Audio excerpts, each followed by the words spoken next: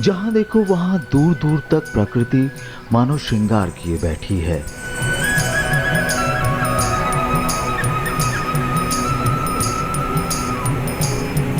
कहीं पेड़ों से ढकी पहाड़ियां हैं तो कहीं उनके बीच से निकलता शोर मचाता झरना।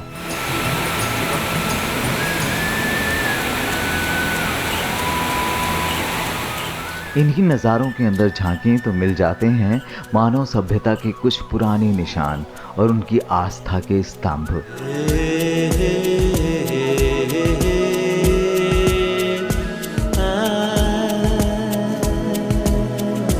कुछ धार्मिक स्थल।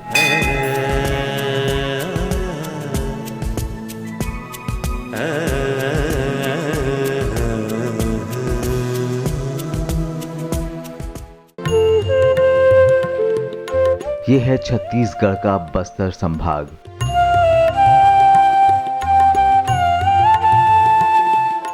कहने को तो पिछड़ा क्षेत्र माना जाता है, लेकिन कुदरत ने इसे अपनी नेमतों से नवाजने में कोई कसर नहीं छोड़ी है।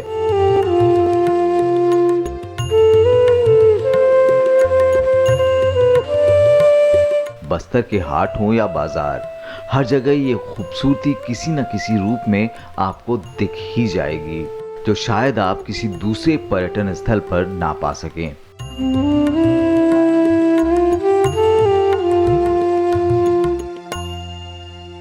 नमस्कार, स्वागत है आपका राज्यसभा टीवी में। मैं हूं नवविक्रम सिंह। अपनी आज की खास पेशकश में आपको दिखाएंगे बस्तर की अनूठी सांस्कृतिक विरासत और अद्भुत प्राकृतिक सौंदर्य। देश के बाकी हिस्सों में रहने वालों के लिए बस्तर भले ही एक पिछड़ा इलाका हो, लेकिन अपनी खूबसूरती और परंपराओं की वजह से ये एक बेमिसाल जगह है। तो आइए रूबरू कराते हैं आपको बस्तर के दूसरे पहलू से।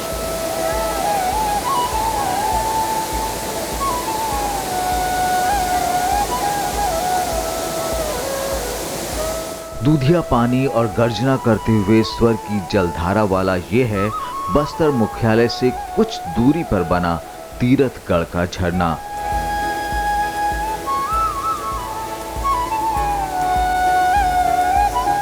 विशाल जलराशि के साथ इतनी ऊंचाई से भीषण गर्जना के साथ गिरती सफेद रंग की जलधारा यहां आए पर्यटकों को अनोखा अनुभव प्रदान करती है। कांगेर घाटी के जादूगर के नाम से मशहूर तीरथगढ़ झरना भारत के सबसे ऊंचे झरनों में आता है। ये देखने में बहुत खूबसूरत है। ऊंचे पहाड़ों से गिरता पानी पर्यटकों के मन, मस्तिष्क और आत्मा को शांत कर देता है। थोड़ा टूरिज्म और डेवलप हो जाए तो यहाँ बहुत सारी चांसेस हैं, और अच्छा टूरिज्म होने के कारण और पर्यटन यहाँ बढ़ेगा। तो अभी बहुत सारी चांसेस हैं यहाँ पर। जैसे इतना बढ़िया वाटरफॉल है, हम भी यहाँ आए हैं जैसे, तो यहाँ लग रहा है कि 2 दिन और स्टे कर सकते हैं। बहुत खूबसूरत है। यहाँ जो रिसोर्ट हम कल स्टे किए थे वो भी बहुत खूबसूरत था। सभी टूरिस्ट लोगों को कहना चाहूँगा, और खास करके मैं छत्तीसगढ़ की सरकार से कहना चाहूँगा कि और टूरिज्म प्लेस में थोड़ा सा सुख सुविधाओं को जैसे बढ़ाएं। बहुत खूबसूरत है, बहुत। थोड़ा और डेवलप होने की ज़रूरत है, थोड़ी सी फैसिलिटीज़ बढ़ाई जाए। ये जगह हरियाली से सराबोर है और इसका वातावरण बहुत शांत और सुंदर है। साथ ही तीरथगढ़ में विश्व प्रसिद्ध कुटुमसर की गुफाएं भी आपको देखने को मिलेंगी, जो कई रहस्यों को अभी तक अपने में समेटे हुए हैं। साथ ही अगर आपकी किस्मत है तो आप कांगेर घाटी की अनोखी पहाड़ी मैना को देख सकते हैं, जिसे छत्तीसगढ़ के राजकीय पक्षी होने का भी गौरव हासिल है। दरअसल छत्तीसगढ़ कई खूबसूरत झरनों से भरा है और इसी वजह से इसे सबसे खूबसूरत जगहों में शुमार किया गया है।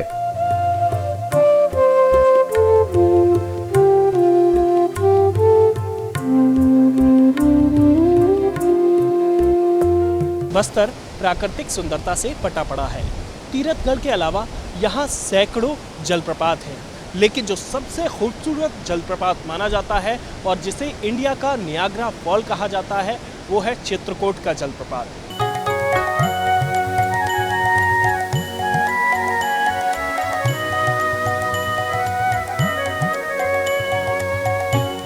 अगर वाटरफॉल्स के बारे में बात करें तो यकीनन दुनिया भर में सबसे मशहूर नियाग्रा के झरनों का जिक्र किया जाता है।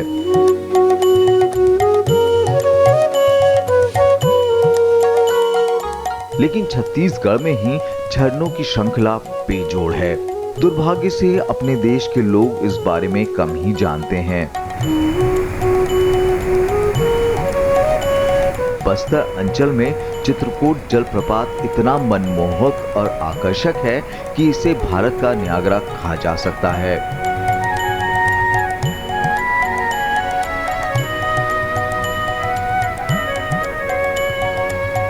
बस्तर के झरनों में चित्रकूट सबसे अनूठा है। सभी मौसमों में भरा पूरा रहने वाला ये वाटरफॉल 1.25 किलोमीटर चौड़ा और 90 फीट ऊंचा है। यहाँ आए पर्यटकों के लिए इसे देखना एक अनोखा अनुभव है।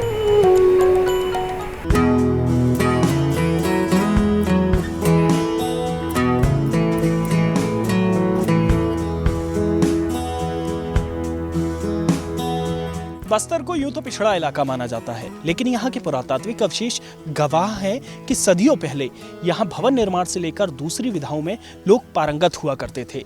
पौराणिक काल से बस्तर प्राचीन राजवंशों की राजस्थली भी रहा है और यहाँ अपनी अपनी श्रद्धा से राजवंशों ने आध्यात्म के लिए मंदिरों का निर्माण भी कराया था।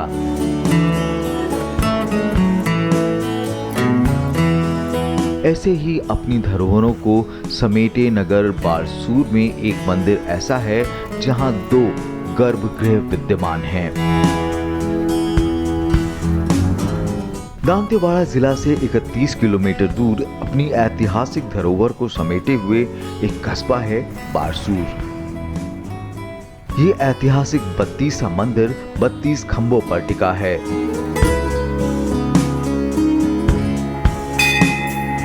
करीब 900 साल पुराने 2 गर्भगृह वाले इस मंदिर में 2 शिवलिंग स्थापित हैं। 32वां मंदिर के अलावा भगवान गणेश की पत्थरों को तराशकर बनाई गई मूर्तियां भी आकर्षण का केंद्र हैं। हालांकि बारसूर में पर्यटकों की तादाद कम ही रहती है। बहुत अच्छा लगा है। काफ़ी दूर से हम लोग भी इनके बारे में सुने थे, बारसूर के बारे में, तो इसके दर्शन के लिए हम लोग भी पूरे परिवार से ही गए हुए हैं। बहुत अच्छा लगा देख के, सब वातावरण बहुत अच्छा लगा।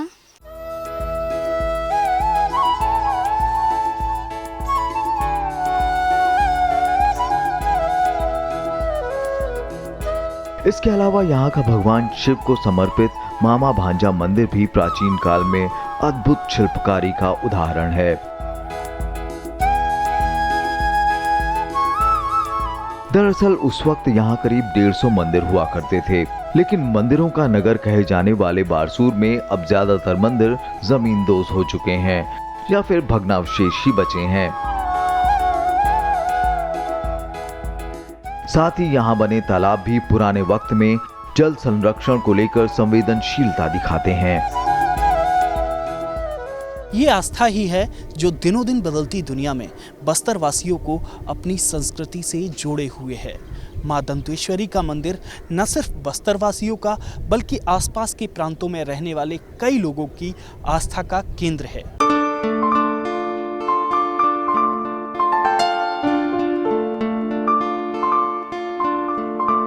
शंखनी और डंकनी नदियों के संगम पर बना ये है बस्तर वासियों की अधिष्ठात्री देवी दंतेश्वरी का मंदिर। ये देवी का 52वां शक्तिपीठ माना जाता है। मंदिर के प्रवेश द्वार के बाद जो शुरुआती हिस्सा है वो 32 काष्ठ यानी लकड़ी के स्तंभों और खपरेल की छत वाला है।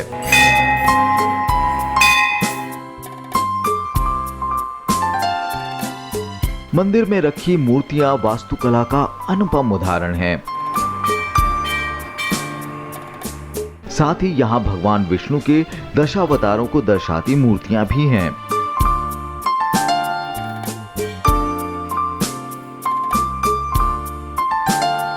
गर्भगृह में मां दंतेश्वरी की अष्टभुजी काले ग्रेनाइट की मूर्ति अद्वितीय है। 6 भुजाओं में देवी ने शंख, खड्ग, त्रिशूल आदि धारण किए हुए हैं। मंदिर के गर्भगृह में अनेक मूर्तियां हैं जो इसकी भव्यता को दर्शाती हैं। विशेषकर 2 नवरात्र, शारदीय नवरात्र एवं वासंतिक नवरात्र, और यहाँ होली के लिए 10 दिन का मेला लगता है भगवती का। ये विशेष पूजा अर्चना होती है यहाँ सभी यहाँ बस्तर ही नहीं, पूरे हमारे उड़ीसा से हैं, प्राय सभी जिलों से यहाँ देवी जी को का छत्र यहाँ पे लाया जाता है और फागुन का मेला संपन्न किया जाता है।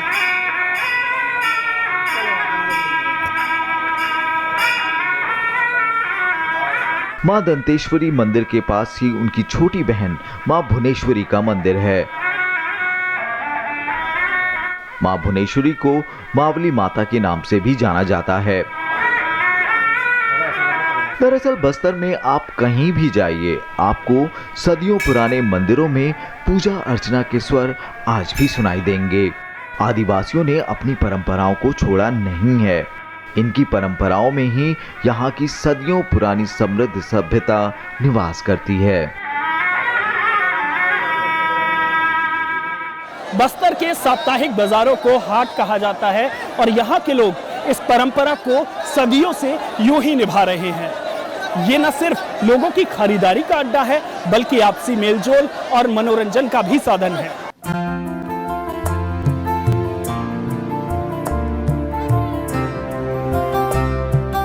बस्तर के आदिवासी जीवन को करीब से देखना है तो यहाँ के गांव में लगने वाले किसी भी हाट में पहुंच जाएं। रोज किसी गांव में हाट बाजार लगता है। हाट आदिवासी जीवन में बहुत महत्व रखता है।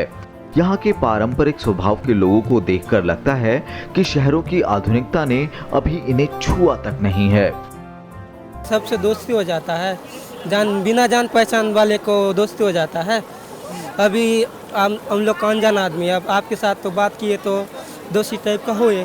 बाजार में आते तो भाजिया बेचने से अच्छा पैसा ऐसा मिलता है हम लोग को, और मेहनत भी करना पड़ता है। ग्रामीणों के लिए बहुत वैल्यू रखता है मार्केट, क्योंकि जो दूर दराज से आते हैं ना, तो मार्केट लगता है तो उनको सब सामान वस्तुएं जो है सस्ते दामों में मिल जाती है और उनके नज़दीक भी होती है गाँव के। जय नाग सिंह अपनी उम्र के आखिरी पड़ाव पर हैं, लेकिन हाट में मुर्गा लड़ाई देखने का उनका शौक आज भी जवान है। आखिर बचपन की आदत जो है। मेल जोल सभी से, अपने जो पुराने दोस्त हैं, बुजुर्ग हैं, नए हैं, वो आपस में मिलते हैं, बाजार करके चले जाते हैं। कब से देख रहे हैं बाजार? हाँ, बाजार तो मैं छुटपन से बाजार देखते आ रहा हूँ। अच्छा, बाजार कभी मिस भी करते हैं या नहीं? हमेशा बाजार आता हूँ।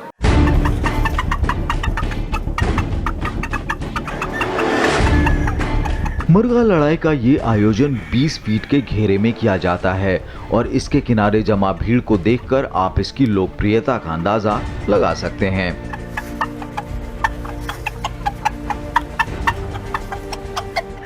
मुर्गों की पैतरेबाजी कमाल की होती है और लोगों की दीवानगी देखने लायक।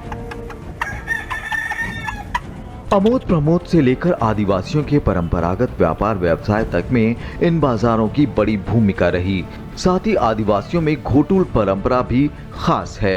यहाँ मेले में एक लड़के और लड़की के दिलों के तार भी जुड़ते हैं। आमतौर पर परिवार और समाज में भी यहाँ बनने वाले रिश्तों का स्वागत किया जाता है। तो घोटुम का मतलब यही होता है कि मतलब ले जाते हैं लड़की को और घर में ले जाके शादी करते हैं। मेला मड़ई में जो भी मुलाकात हो जाता है, जैसे आपसी कहीं लब वब हुआ चला, कहीं बातचीत चला, तो वो मेला मड़ई में रात को मिलते हैं डेफिनेटली।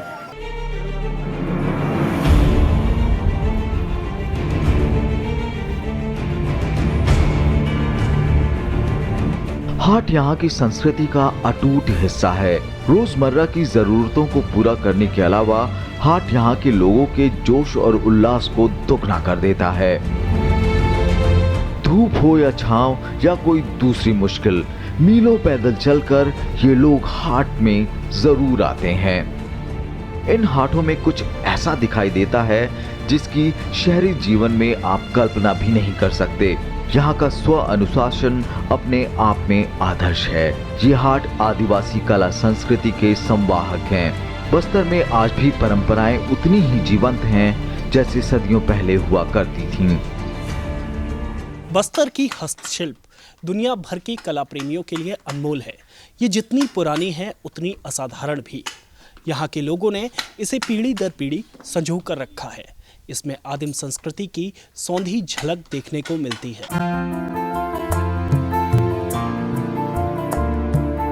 भारत की आदिवासी कलाओं में बस्तर की आदिवासी परंपरागत कला कौशल बेहद मशहूर है। शिल्पकारों की नायाब कारीगरी के अलावा इनकी जो सबसे अलग बड़ी चीज है, यहाँ के पारंपरिक हस्तशिल्प में हड़प्पा और सिंधु घाटी सभ्यता की वस्तुओं की सी झलक नजर आना।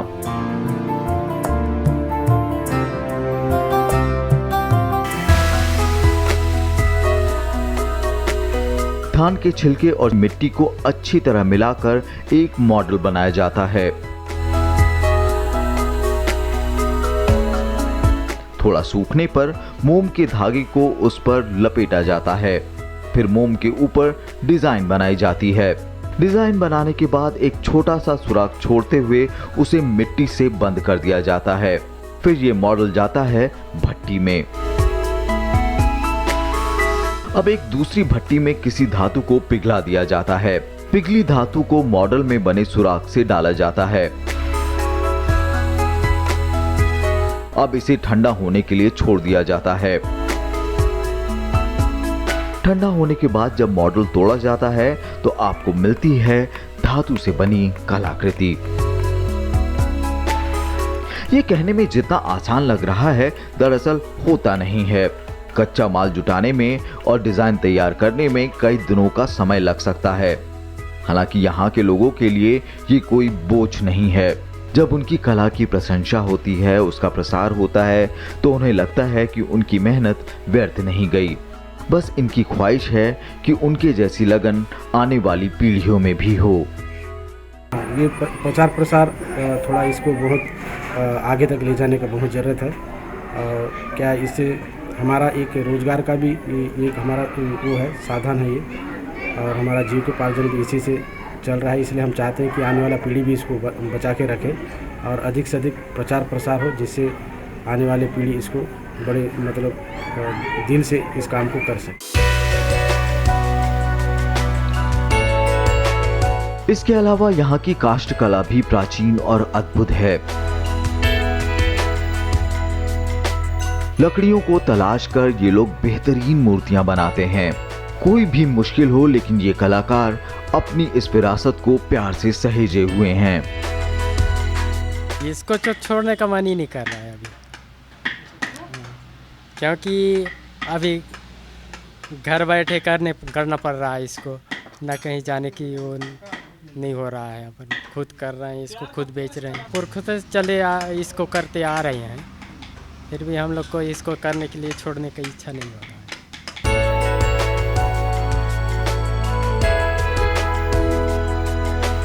बस्तर क्राफ्ट में खासी विविधता भी देखने को मिलती है। बस्तर का आदिवासी समाज आत्मनिर्भरता के पुराने सिद्धांत के अनुसार अपने दैनिक प्रयोग या पूजा पाठ से जुड़ी अधिकतर चीजें स्वयं बनाता था। उस समाज और संस्कृति से जुड़ी कई चीजें आज भी बस्तर शिल्प के रूप में प्रसिद्ध हैं। 11 प्रकार के शिल्प हैं जिस पे हमारे कलाकार काम करते हैं, जिसमें लकड़ी, पत्थर, मिट्टी, शीशल, बांस, बेल मेटल सभी हैं और बहुत ही बढ़िया है। बस्तर की शिल्प बस्तर से लेकर बॉस्टन तक, अबूझमाड़ से लेकर अमेरिका तक और दंतेवाड़ा से लेकर डेनमार्क तक जाती है। और करीब बस्तर संभाग में 5000 शिल्पकार जो हैं जो प्रत्यक्ष रूप से शिल्प निर्माण में लगे हुए हैं। दुनिया में कम ही ऐसे उदाहरण होंगे जहां इतनी पुरानी कलाकृतियां देखने को मिलती हैं। दरअसल बस्तर ने अपनी परंपराओं के जरिए यहाँ की लोक संस्कृति को भी जिंदा रखा है।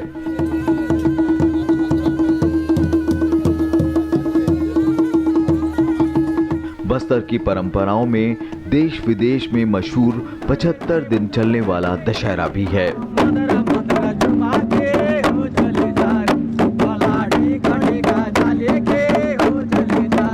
ये दिन बस्तर के लिए उल्लास और उमंग में रम जाने के होते हैं। दरअसल बस्तर से जुड़े अनछुए पहलुओं को दुनिया के सामने लाने की कोशिश की जा रही है। इस कड़ी में बस्तर तक बाकी लोगों की पहुंच बनाने के लिए कई प्रयास किए जा रहे हैं। आप बस्तर में हवाई यात्रा कर सकते हैं। रेल हेड से भी बस्तर रायपुर से जुड़ने वाला है, अभी विशाखापट्टनम से तो जुड़ा हुआ ही है। बस्तर में नैसर्गिक सुंदरता की प्रचुरता है। यहाँ के पर्यटन जो स्थल हैं उसको विकसित किया जा रहा है ताकि जो बाहर के पर्यटक हैं वो आकर्षित हों, साथ ही साथ में बाहर के जो निवेशक हैं वह भी आकर्षित हों।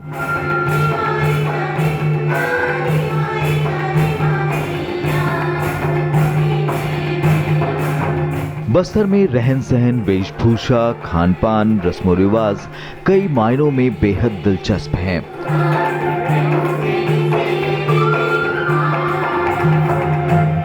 बस्तर के लोक नृत्यों को सिखाने के लिए छात्र विश्वविद्यालयों में भी जा सकते हैं।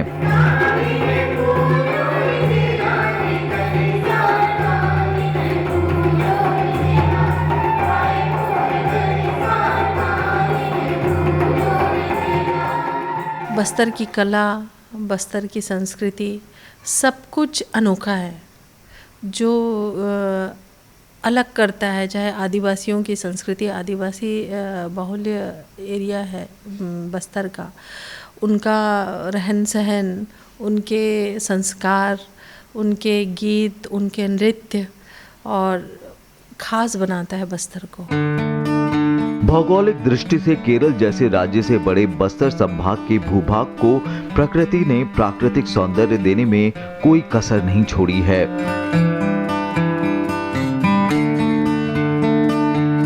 इतना कि इसे निहारने और महसूस करने के लिए आपको महीने की अवधि भी कम पड़ जाए। केंद्र सरकार राज्य सरकार के साथ तालमेल कर छत्तीसगढ़ में मौजूद पर्यटन के विस्तार पर जोर दे रही है। मेरा भी इतना सरप्राइज था। हम बस्तर छत्तीसगढ़ गया था और गंगरेल में हम इनाग्रेट किया हमारा स्वदेश दर्शन का प्रोजेक्ट। 100 करोड़ का है, 100 करोड़ का प्रोजेक्ट था। इतना अच्छा बनाया है। उधर में एक सबसे सुंदर लेक है एंड होटल बनाया है, कॉटेजेस बनाए, इतना अच्छा बनाया है। बहुत पॉसिबिलिटी है छत्तीसगढ़ में और बस्तर रीजन में सारा बहुत पॉसिबिलिटीज़ है। बट लेकिन उधर से स्टेट गवर्नमेंट हमको प्रोजेक्ट देना है, हम उसको पैसा देगा।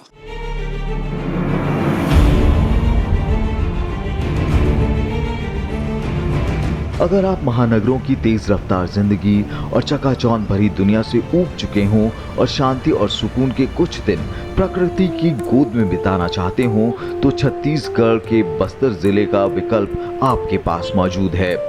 प्राकृतिक संपदा से भरपूर आदिवासियों की लोक संस्कृति, घने जंगलों और मनोरम दृश्यों से भरी भूमि बस्तर कम से कम बजट में अच्छी से अच्छी सुविधा प्राप्त कर पर्यटन के लिहाज से रोमांचक अनुभव पाया जा सकता है।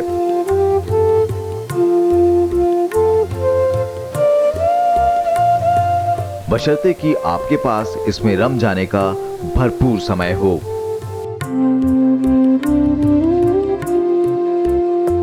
बस्तर के विकास के साथ यहाँ की मौलिकता को बनाए रखना बेहद ज़रूरी है। सरकार की कोशिश होनी चाहिए कि यहाँ की संस्कृति एक तरफ बची रहे, वहीं यहाँ के प्राकृतिक संसाधन बेतरतीब विकास की भेंट न चढ़ जाए। फिलहाल इस पेशकश में इतना ही। आप देखते रहिए राज्यसभा टीवी।